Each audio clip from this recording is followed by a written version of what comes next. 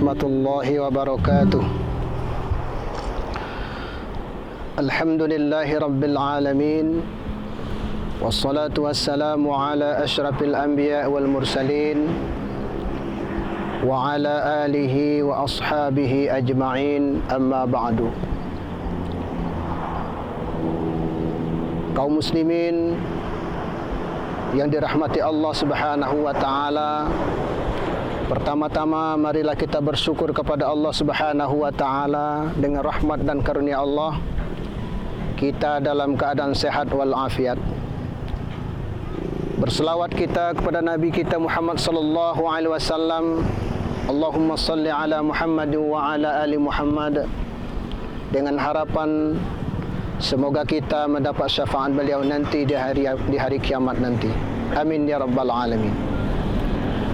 Kaum muslimin dan dirahmati Allah Subhanahu wa taala, alhamdulillah kita berada di dalam bulan suci Ramadan, bulan yang agung dan bulan yang diharapkan kehadirannya oleh orang-orang yang beriman untuk mewujudkan takwa kepada Allah Subhanahu wa taala. Perintah puasa ini Allah nyatakan dalam firman-Nya dalam surah Al-Baqarah ayat 183 yang berbunyi, A'udzu billahi minasyaitonir rajim. Bismillahirrahmanirrahim. Ya ayyuhalladzina amanu kutiba alaikumus siyamu kama kutiba alal ladzina min qablikum la'allakum tattaqun. Wahai orang-orang yang beriman, diwajibkan atas kamu untuk berpuasa sebagaimana telah diwajibkan atas orang-orang sebelum kamu agar kamu bertakwa menjadi orang-orang yang bertakwa. Kaum muslimin yang dirahmati Allah Subhanahu wa taala, perintah puasa ini dipanggil oleh Allah dengan kasih sayangnya. Wahai orang-orang yang beriman. Makna iman ialah tasdiqum bil qalbi wa iqrarum bil lisan wa amalum bil arkan. Iman adalah sesuatu yang dibenarkan dengan hati, kemudian diucapkan dengan lidah, dan dilakukan dengan amal perbuatan. Jadi puasa itu adalah rahmat Allah Subhanahu wa taala yang dilakukan oleh orang-orang beriman dengan mengharapkan rahmat Allah Subhanahu wa taala. Kedatangan yang ditunggu oleh orang-orang yang beriman. Sebagaimana sabda Nabi Muhammad sallallahu alaihi wasallam, qad ja'akum Ramadan, sesungguhnya telah datang kepadamu bulan Ramadan, syahrul mubarak, yaitu bulan yang penuh dengan berkah Allah Subhanahu wa taala. Iftaradallahu alaikum siyamahu, maka diwajibkan kepada kita oleh Allah untuk mempuasakannya. Fihi tuftahu abwabul jannah, padanya bulan Ramadan itu dibukakan pintu-pintu surga. Fihi wa tughlaqu fihi abwabul jahim, kemudian ditutup semua pintu-pintu neraka. Dan wa tughallu fihi syayatin, kemudian setan-setan dibelenggu. Jadi keutamaan bulan Ramadan ini sebagaimana firman Allah Subhanahu wa taala, Bismillahirrahmanirrahim, qul bi fadlillahi wa bi rahmatihi fabidzalika falyafrahu huwa khairum mimma yajma'un.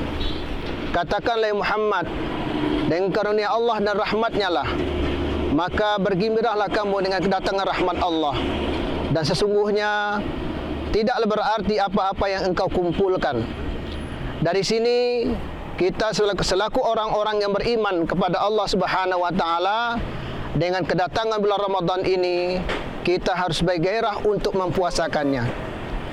Maka dari itu, untuk membentuk manusia-manusia yang takwa, orang-orang yang bertakwa, ada 4 indikator yang harus dipenuhi dalam menjalankan ibadah Ramadan itu. Pertama ialah al-khawfu minal jalili. Seseorang itu harus takut kepada Allah Subhanahu wa taala. Dengan melaksanakan ibadah Ramadan ini, rasa takut seorang mukmin itu bertambah terhadap Allah Subhanahu wa taala. Takut melaksanakan maksiat, takut tidak melaksanakan ibadah kepada Allah Subhanahu wa taala. Yang kedua, al-amalu bitanzil, yaitu beramal sesuai dengan syariatnya. Berilmu tetapi beramal tetapi tidak berilmu tidak akan diterima oleh Allah Subhanahu wa taala. Yang ketiga ialah ar-ridha bil qalil, menerima dengan keadaan yang sedikit. Artinya puasa itu membentuk manusia-manusia dan orang-orang yang beriman untuk dapat hidup dengan sederhana. Artinya bagi kita orang-orang yang berpuasa melaksanakannya cukup dengan cara sederhana. Dan yang keempat adalah al-isti'dadu liyaumir rahil, yaitu bagaimana kita nanti beribadah hanya untuk akhirat. Sesuai dengan firman Allah Subhanahu wa taala, Bismillahirrahmanirrahim, ya ayyuhalladzina amanu taqullaha wal tanzur nafsum ma qaddamat lighad. Hai orang-orang yang beriman, hendaklah kamu memikirkan hari kamu yang esok, yaitu hari akhirat. Maka dari itu asumsi kita untuk beribadah kepada Allah hanyalah untuk Allah dengan ikhlas. Wa ma umiru illa liya'budullaha mukhlishina lahuddin. Kemudian dengan keikhlasan itulah ibadah kita terima Allah Subhanahu wa taala. Demikian yang dapat saya sampaikan, mudah-mudahan ada manfaatnya. Wallahu muwaffiq ila aqwamit thariq. Wassalamualaikum warahmatullahi wabarakatuh.